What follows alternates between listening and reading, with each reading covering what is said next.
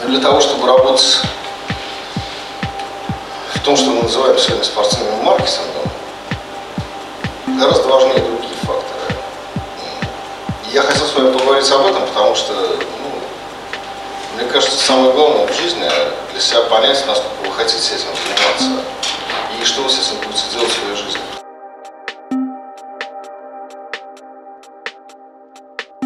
Принципиальное отличие бизнес-модели, которую мы избрали от того, что существовало на рынке, было жесткое разделение между спортивной и бизнес-составляющими. То, что существует практически везде на сегодняшний день во всех лигах, это жесткое управление из одного центра бюджетами и спортивными вопросами.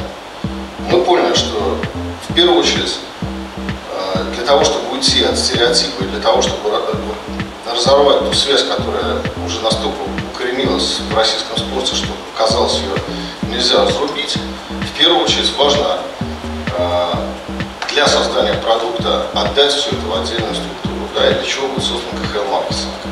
Но именно целью, первой и главной целью разделения между бизнесом и спортом задача была создание модели, при которой бизнес должен был генерить дополнительные деньги, и эти деньги должны были идти на развитие лиги. Спортивной задачей, естественно, лиги был и остается очень важный фактор. Во-первых, конечно же, расширение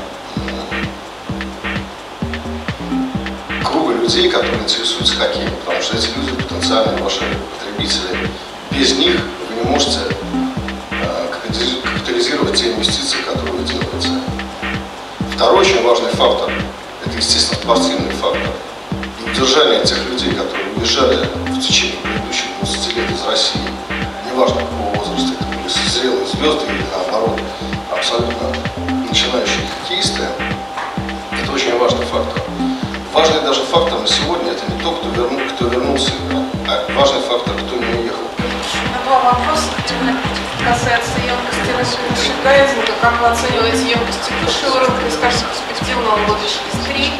За счет чего вы планируете выбирать этот рынок? Потому что новый продукт, вероятно, трудно придумать. Это каналы дистрибуции, это работа с потребителями. Как вы это видите? Самая главная задача, чтобы мерчендайзинг стал не просто атрибутом, а чтобы мерчендайзинг являлся частью жизни, то есть лайфстайл. Потому что если мерчендайзинг является частью лайфстайла, почему-то, когда мы видим какие-то фильмы или там съемки каких-то интервью с теми же американскими актерами, никто из них не стесняется быть там в майке Boston Bruins, да, нормально. Но почему-то никто из наших актеров не выйдет в майке Спартак. Это значит, что человек психологически не готов к тому, чтобы демонстрировать, что он поддерживает свою команду и свой вид спорта, и что это является частью его жизни. Поэтому теперь вторая часть, естественно, этого ответа – это каналы дистрибуции. На сегодняшний день очевидно, что интернет наиболее удобный канал дистрибуции, потому что, грубо говоря, продажи на аренах на сегодняшний день у нас очень сильно ограничены в силу того, о чем мы сейчас говорили. А студенческие лиги вообще просто планируете развивать? Потому что, в принципе, там есть очень много креатива, и можно вытаскивать оттуда все наверх. Отличный вопрос, на самом деле. Я думаю, что если бы нам дали контакты этих людей, было бы очень интересно, потому что вы сами все прекрасно понимаете, что в Северной Америке студенческий хоккей – это фактически основа профессионального хоккея, вообще массового хоккея, вообще студенческий спорт. И, конечно же, создание студенческой лиги, на мой взгляд, это было бы просто радикальным прорывом вообще в развитии хоккея, потому что на сегодняшний день нет вообще студенческого спорта, никакого. Есть какой-то элитный или наоборот там мелкий какой-то, но по-настоящему игрового, командного студенческого вида спорта нет. Для него нет оснований, кроме желания.